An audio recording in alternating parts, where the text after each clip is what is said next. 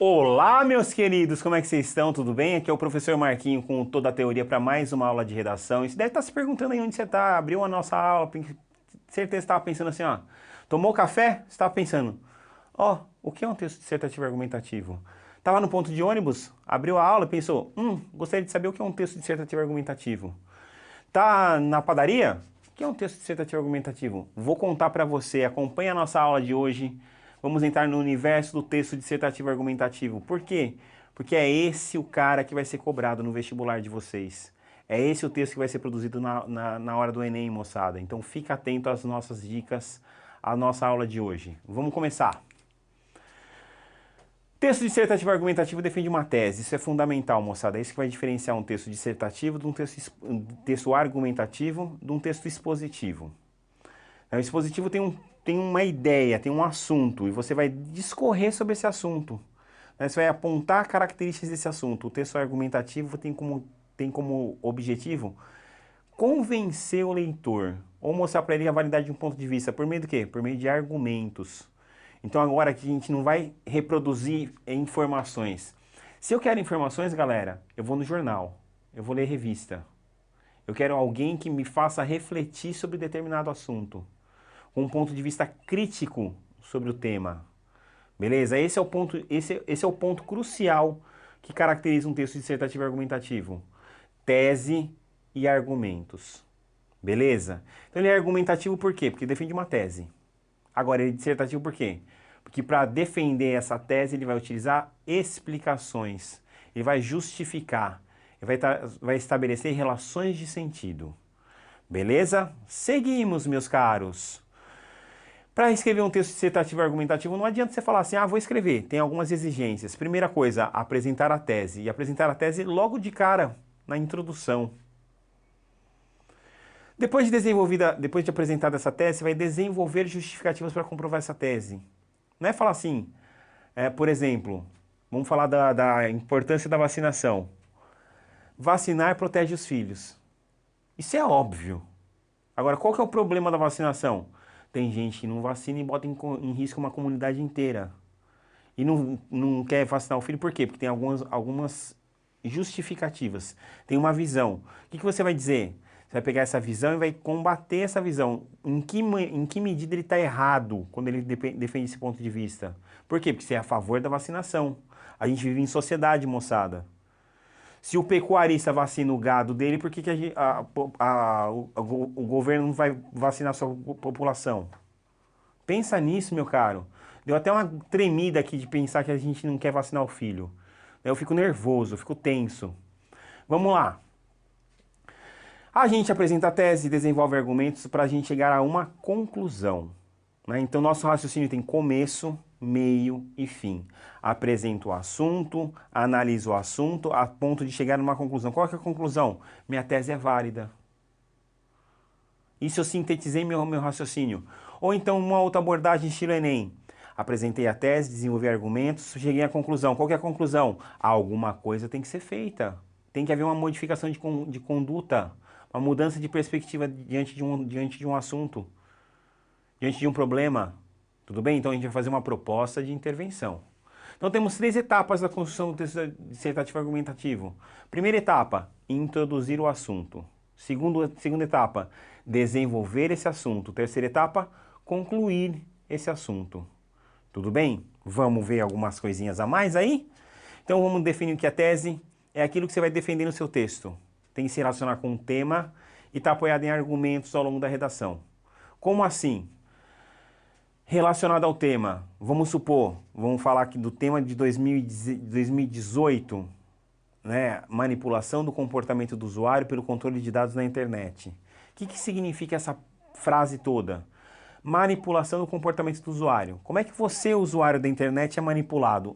Eu não sou. É. É. Você não tem isso despertado em você, mas você é manipulado. Vou te dar um exemplo prático. Assistiu um filme, assistiu uma série no Netflix. Aí se ele acessou novamente a plataforma, vai aparecer o quê? Recomendados para você. Na hora que apareceu recomendados para você, o algoritmo, né, o cálculo o matemático que é feito lá, que eu não entendo nada disso, ele gera sempre mais do mesmo para você. Isso em tudo, seja na cultura de modo geral, acesso a filmes, séries, música, nos aplicativos de música, seja informações nos noticiários, seja os comentários das redes sociais. Isso faz o quê? Faz com que você viva numa bolha, meu querido. Que você sempre seja fomentado com mais do mesmo, ou seja, isso reforça um ponto de vista. Então, se você tem pontos de vista radicais, você começa a achar que você está certo. Ah, todo mundo que convive comigo pensa a mesma coisa do que eu. Então, você se sente mais poderoso, né? Teu poder de incisão é maior. Qual que é o resultado disso? A gente vê violência na internet. A gente vê intolerância. As pessoas são agressivas. Por quê? Porque elas acham que o ponto de vista dela é único. E não é isso. É a bolha que está te fomentando, está criando um monstrinho dentro de você. Beleza? Isso é manipulação do comportamento do usuário, pelo controle de dados. É isso. É a bolha que é criada pelo algoritmo. Só que em que ambiente? No ambiente virtual.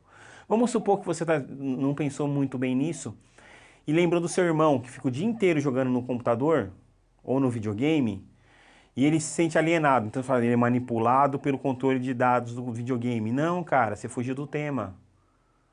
Tudo bem? Entende a dinâmica da coisa? Eu tenho que estar dentro do assunto, mas inteiramente dentro do assunto. Beleza? Para poder fazer minha análise. Senão eu vou falar besteira, vou falar bobagem. E o que são os argumentos? São essas justificativas, são as afirmações que você vai fazer uma reflexão. Por que eu estou colocando essa afirmação? Ela gera qual raciocínio? Ela é motivada pelo quê? Ou seja, qual é a causa? Qual é a consequência disso? Qual que é o desdobramento da minha afirmação? Há hipóteses relacionadas? Então a gente vai estabelecer relações de sentido, pessoal, que é outra exigência do texto argumentativo. Eu vou relacionar ideias para detalhar os argumentos. De que maneira? Posso usar exemplos? Posso usar exemplos. Exemplo é ótimo, é uma ótima estratégia argumentativa. Por quê? Porque ela ilustra. Você está usando o filósofo moderno, o filósofo da antiguidade, o sociólogo. Você está se pautando nos pensamentos desse cara. Está pesada a leitura. Vamos botar um exemplo. Pensa no seu leitor. Então, seu leitor, quando você pensa que o seu leitor na redação é só o corretor, você faz as coisas de maneira não muito clara. Pensa que seu leitor é um leitor médio. Aquele cara que você para na rua e fala assim, você tem um tempo para ouvir a palavra da minha redação? Dá um texto pro cara. Ele vai falar, qual que é o tema? Tal. Ele tem que entender o que você está falando. Esse é o coraçãozinho do texto dissertativo. Tem que ser compreensível para uma plateia genérica, não para uma plateia específica. Plateia específica é fácil de convencer, porque ele já tem um determinado pensamento. Agora, se você lida com a diversidade, com a multiplicidade de pensamentos, você tem que ser muito mais cuidadoso. Né? Se eu estou escrevendo um texto que vai ser lido por um filósofo, para quem estuda filosofia, se eu falar de filosofia de maneira pesada, densa, ele vai entender. Mas se eu falar para um jovenzinho que não tem esse domínio das ferramentas teóricas, ele vai olhar para mim e falar assim, o que você está dizendo com isso? Então bota um exemplo. Cotidiano. Tornou palpável, tornou visualizável, tornou compreensível. Outra estratégia muito interessante, usar dados estatísticos. Os números, cara, se você sabe interpretar números, use eles a seu favor. Né? Se eu falo que 60% da população sofre algum tipo de discriminação, isso é grave. Isso revela uma faceta perversa da sociedade, de modo geral. Se a gente revela que até mesmo quem sofre algum tipo de discriminação, discrimina outros grupos. Então a gente tem que mudar essa dinâmica, a gente tem que mudar essa realidade. Pesquisas. Meu, acredita, tem gente que trabalha com pesquisas científicas, pesquisas sociais, a vida inteira se dedica a esses estudos. Eles têm muito mais credibilidade que a gente, sim ou não? Por que não usar essas pesquisas a nosso favor? Fatos comprováveis. Contra fatos não há argumentos. Então, se você traz um fato comprovável, não tem o que discutir.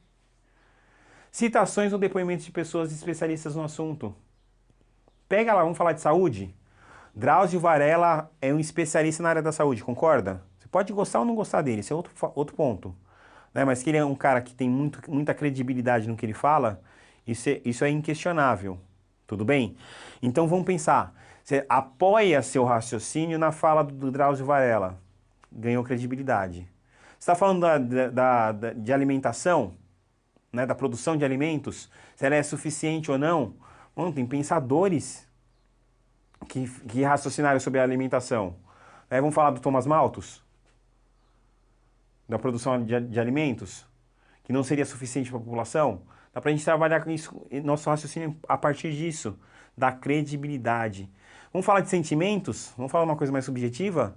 Vamos falar que os amores hoje são voláteis, eles duram o tempo de uma balada de fim de semana? Né? Quem afirma isso? Bauman. Né? Os amores líquidos de Bauman, da sociedade líquida, né? Motivadas por diversos fatores, inclusive o consumo. A gente quer consumir, a gente quer ser cada vez mais um consumidor de qualquer coisa, até mesmo de sentimentos. Pequenas narrativas ilustrativas. Estamos falando de violência contra a mulher? Por que não contar a história de alguém, mesmo fictícia, de uma dona de casa que sai pela terceira vez no mês com o olho roxo e conta no ponto de ônibus que caiu, mas não caiu. Sofreu violência doméstica. Isso mostra o quê? Isso ilustra o quê pra gente? Que as pessoas têm medo da denúncia. Então a nossa Lei Maria da Penha, que defende as mulheres no Brasil da violência de qualquer natureza, ela precisa de um avanço para que proteja essas mulheres, para que elas se sintam confortáveis para denunciar o agressor. Entende isso? Como você torna seu ponto de vista mais concreto? Alusões históricas também são interessantes. Na história, a gente percebe que alguma coisa é recorrente? Dá para explorar isso. Percebeu que na história tem alguma diferença, tem uma mudança de comportamento? Mostra esse processo como um todo. Né? O que levou a essa mudança de comportamento? Foi para melhor ou foi para pior? Vamos analisar. Vamos comparar fatos? Vamos comparar épocas? Vamos comparar situações? Vamos comparar lugares? Né? Os comportamentos são os mesmos? São diferentes? Vamos pensar, estamos falando de violência, de papel da mulher na sociedade? Não vamos comparar o Brasil com outro país? Não vamos comparar com o Japão, não. Não vamos comparar com os Estados Unidos, não. São realidades muito diferentes. Né? São culturas diferentes. A Islândia é um exemplo interessante para a gente pegar, para fugir do lugar comum. O que acontece na Islândia? Lá não tem violência contra a mulher. Lá existe a igualdade entre o papel masculino e o papel feminino. Em 1980, eles elegeram a primeira mulher presidente. Nós demoramos 30 anos nesse processo para refazer o mesmo. Isso mostra o quê? Um avanço social que nós não temos. Tudo bem? Há diferenças? Mas o que a gente pode aprender com a experiência da Islândia? Percebe que essa comparação mostra maturidade? É isso que a gente quer numa dissertação, moçada. Dentro de uma estrutura de texto bem definida. Com começo, desenvolvimento e conclusão. O que a introdução faz? Contextualiza o tema e apresenta a tese. É um parágrafo definido, específico para você apresentar o assunto, definir a tese. Mostrar, é um contrato que você vai fazer com o leitor, meu querido. É um contrato. Você fala assim, eu me motivei a escrever esse texto por causa disso aqui. O que é essa contextualização? Pode ser todo o seu repertório. Pode ser os filmes que você assiste, as séries que você acompanha, os livros que você lê, as músicas que você ouve, o conteúdo escolar. Você percebeu que a história mostra um comportamento estável. Né? Você percebeu nas aulas de geopolítica, isso aqui fere preceitos constitucionais. A Constituição prevê igualdade de direitos. Na prática, isso não é efetivado. Opa, temos um problema. Qual a consequência disso para a ordem social? Vou analisar isso. É a tese. É o contrato que você faz com o leitor. Tudo bem? É um primeiro parágrafo, e a gente vai falar do parágrafo já. O desenvolvimento é onde você vai argumentar para mostrar que a tese é válida. E conclusão é onde você vai encerrar a análise. Então você percebeu? Não adianta você querer fazer seu texto num parágrafo só. Né? Num bloco só de informação. Né? Você tem que fazer compartimentos de informação bem definidos. São convenções estruturais. Para deixar bem claro, primeiro parágrafo, introduziu. Precisa de 2, 3 parágrafos, 4 parágrafos, 5 parágrafos para desenvolver minhas ideias, não importa. Né? Tudo vai ser relativo ao tamanho de número de linhas que lhe é oferecido. Tudo bem?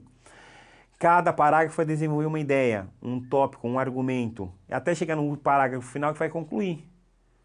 Que a gente reforça a tese e perpassa os argumentos utilizados. No Enem é diferente, moçada. No Enem, geralmente, a conclusão é dedicada à proposta de intervenção. a alguma ideia que você tenha que ataque os problemas que você analisou ao longo do texto. Tudo bem? Vamos ver a estrutura do parágrafo? Para finalizar nossa conversa de hoje, é uma convenção textual. Vai abordar uma ideia.